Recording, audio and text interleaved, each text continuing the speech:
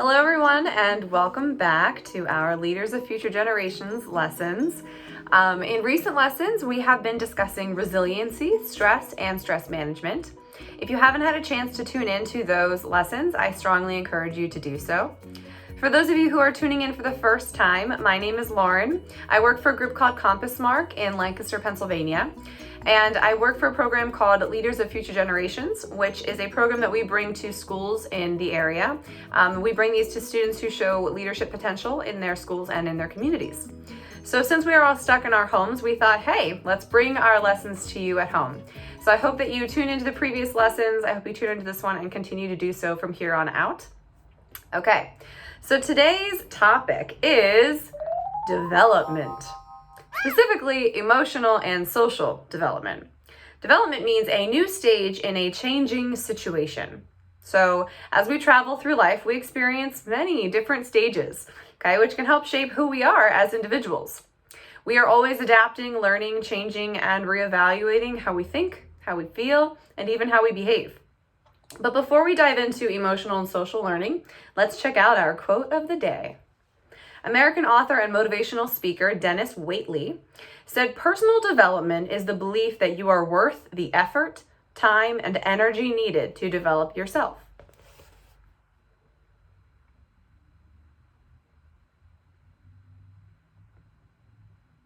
Okay, we'll come back to that later. One large piece of development that occurs when you are a kid or a teenager is your emotional development. It's important for us to experience a wide range of emotions. Guess what? They're a part of life. Sometimes they're not so fun to deal with, but they're a part of life. They make us who we are. Feeling all of these emotions may at sometimes feel like just too much. But the truth is that experiencing all of these feelings now, it helps you better understand them and better understand yourself. Although we can all relate to certain feelings, we are still individuals. So we feel different things. We feel them in different ways and to different degrees. Okay, and when we can better understand our feelings, we can more appropriately handle them and even grow from them. So to demonstrate this, I want to walk you through a typical morning in a 7th grader's life. Okay, so we'll call her Amy. It's Monday morning. Amy walks into school ready, but feeling anxious because she's waiting to hear on the morning announcements. Amy recently tried out for the school softball team, and supposedly they're going to be announcing this over the announcements this morning. So she gets to her homeroom, she sits there, she's anxiously waiting, maybe shaking a little bit, maybe sweating a little bit, getting kind of nervous. The announcements come on, and guess what? She hears her name, which is awesome. She made the team. So Amy is feeling very excited. She's feeling proud of herself, and she's feeling very fortunate and looking forward to the future of playing in this sport. She's so excited that as she walks to her next class, she ends up tripping over her own feet and falling onto the floor in front of everybody. And her whole class laughs at her. Now she feels pretty embarrassed. She feels kind of disappointed in herself for falling over her feet. She tries to laugh it off, tries to let those feelings go, and gets to her seat. During class, the teacher announces that she's going to be handing back the recent test that they took. Amy knows that this was a really hard test. She tried really hard, but she's not feeling very confident that she got a good grade because it was hard. She gets her test back, and guess what? She got a B+. She feels very content and proud of herself because she knows how hard it was and that she did try her best. Amy leaves the class once it's over and heads for her locker, where she overhears a couple of her friends down the hall talking about a party that happened a couple days ago that Amy had no idea happened. Now she's starting to feel really left out and kind of nervous and maybe even a little angry with her friends. When she opens her locker, she finds a note from her crush asking her to meet him at lunch.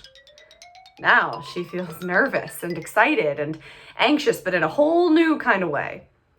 When Amy arrives at lunch, she finds her crush. She thinks that he is going to ask her out, but instead, he asks for her best friend's phone number. Whoa. Now how does she feel? Can you imagine? I mean, experiencing all of that in just a matter of a couple hours on a random Monday morning? Have you ever had a day like this? Unfortunately, times like this are pretty common for kids and teenagers, as your priorities and your thoughts are just all over the place. You're experiencing a lot of things for the first time, and that's great. Just like Amy worked so hard for that test and she pushed herself to try out for the softball team. But she also had to deal with possible drama with her friends, disappointments with her crush, and the possibility of getting a bad test score, but then got a good one. Just so many feelings that go up and down. One minute we can feel like we're on top of the world, and the next, everything can just feel like it's out of whack and we don't know what's going on. However, it's important to know that these times in your life are going to make you stronger. They're going to help you handle this kind of stuff in the future. Becoming more aware of your emotions and how they impact you as an individual helps develop your emotional intelligence, which is being able to understand how you feel and also communicate how you feel to others, and your awareness of your emotions, but also the emotions of other people. Okay, now we're going to talk about social development. So believe it or not, dog, happens. Believe it or not, your mind and your perspectives change all the time. Even now, as I'm a young adult, I experience my opinion and my thoughts, my values changing, and I have to readapt and reevaluate myself and how I feel about the things going on. That's just part of life. But especially when you're a kid or a teenager, your thoughts and your opinions, they're all over the place because you're still trying to figure out who you are, which is such a cool experience. I feel like sometimes when we're kids, we don't really understand how amazing that time of our life is because we get to really figure out who we are. I think that's great. Okay, back to what we were talking about. So social development. This has to do with what you like to do, basically. So even like an activity that you used to like to do a few months ago might be something that you don't enjoy doing anymore. That's okay, that happens. This is because at this time in your life, your social development is expanding and changing constantly. You're developing your own interests, opinions, and ideas.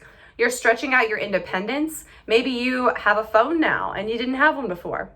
Maybe you can stay out a little bit later, or you can hang out at a friend's house, less supervised, or whatever it might be. You're starting to get a little more independent, which is good. That's part of learning how to be a person, and be an adult one day and be able to take care of yourself and make the right choices.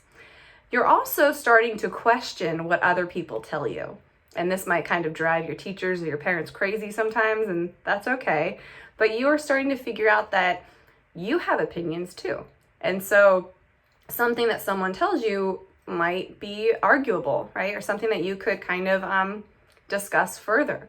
Not everything is as easy as black and white or right or wrong. Sometimes there's a gray area, and we get to kind of explore that more when we're at your age. It's important to also figure out what your personal values are, which we're going to be doing another lesson on that later, more specifically about what personal values are and how to evaluate your own. But you do get to experience your personal values at this time in your life too. So discovering who you are and how you fit in can definitely be challenging. It might not have been that long ago that going to get pizza and ice cream with your family on a Friday night was like the best thing ever and was such a reward and so exciting. And not to say that that's not still exciting, but maybe now if you had the choice, you'd prefer to hang out with your friends over your family. Does that mean that you don't love your family or that you love them any less? Of course not. Your social priorities are just changing. Your brain is expanding to include all sorts of new relationships and friendships, and you're figuring out what you like to do socially or how you like to spend your time.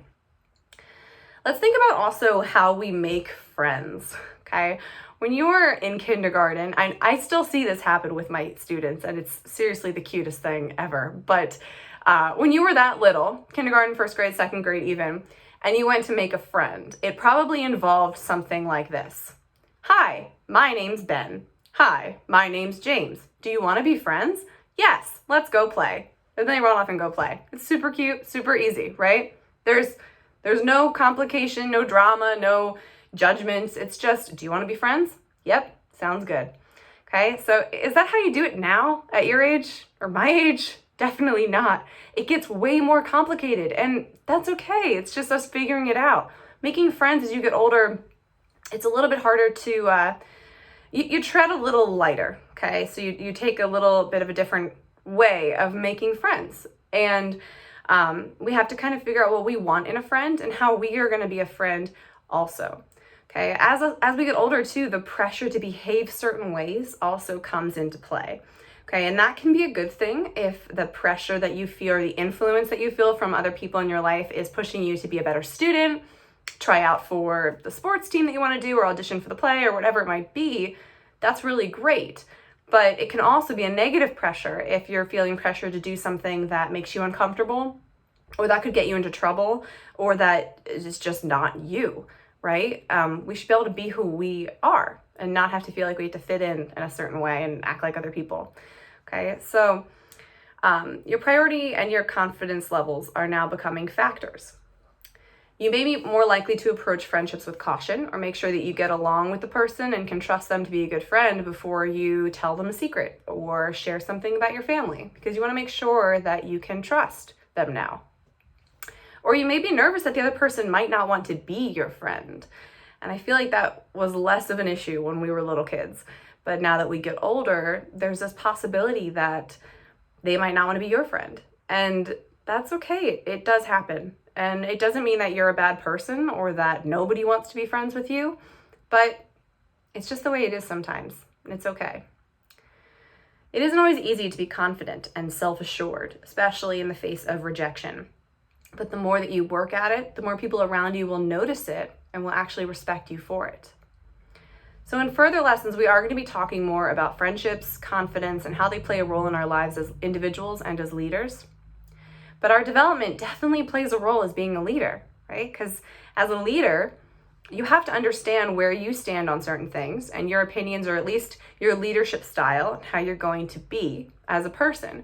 But you also have to take into account the people that you're leading and how are they with their emotional intelligence and development. What do they like to do socially? Do they like to work alone or with other people? It's important to understand all of these aspects so that you as a leader can be the most efficient and the most influential leader that you can be. So to recap, we have to understand that this time in our life is so important and really great because you get to develop who you are and what makes you special. Sometimes these emotions and social situations or pressures can make you uncomfortable or make you feel like you're the only one experiencing them. But it's important for you to understand that everyone, literally everyone, went through this and goes through this just like you are. You're not alone in this and you can handle it. Having days like our friend Amy had are really tough, but they help Amy and us figure out what makes her feel certain ways and learn how to become more resilient and handle them. To remind you, resiliency means the ability to bounce back in challenging or difficult times.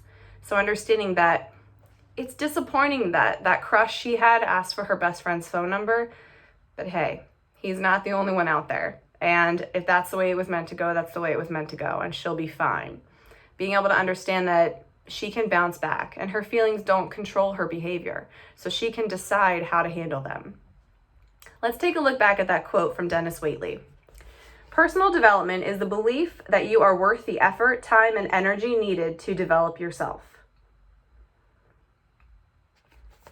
I think what Dennis is trying to tell us, or remind us, is that going through these experiences and changes is necessary to develop who we are and who we're going to be in life. Like I said before, there is no one else in the world who is like you, and that is incredible. We are all special and uniquely made, and we are worth the time, the effort, and the energy needed to figure out who we are and who we're going to be. Okay, so here are my discussion questions for today. I encourage you to continue this conversation with your family or your friends at home. Shoot them out on Facebook or whatever Instagram you want to do and share, see what people can come up with, okay? So my first question is, what is different about you now than who you were last year? So really think about that. However old you are, maybe you're a 5th grader right now or a 7th grader or a 4th grader. What's different about you now than who you were last year? What advice would you give a student who is 1 or 2 years younger than you now? So if you are a 5th grader and you were to give a 4th grader advice on what it's like to be a 5th grader or to be a 4th grader in their situation now, what would you say? What advice would you give them? What would you say are the 5 most challenging aspects of being a kid or a teenager?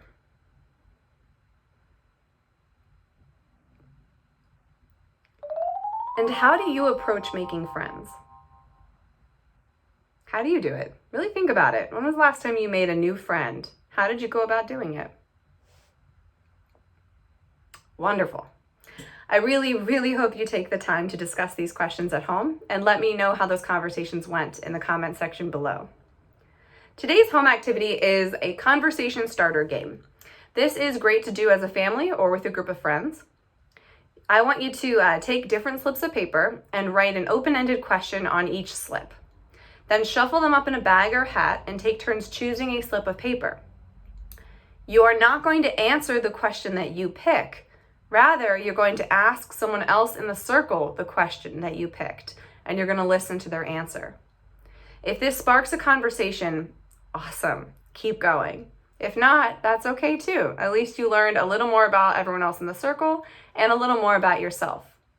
I've included several questions in the info section below. Feel free to use them, but also feel free to come up with your own as well, because you know who you are and you know who the people around you are, so maybe you can come up with something more specific to yourselves. Some of these questions are really silly, and some are a little more serious. I hope you have a really awesome time doing this game. I hope you've enjoyed today's lesson on emotional and social development. As I said earlier, we will be diving deeper into friendship, feelings, confidence, and a couple more topics as we continue.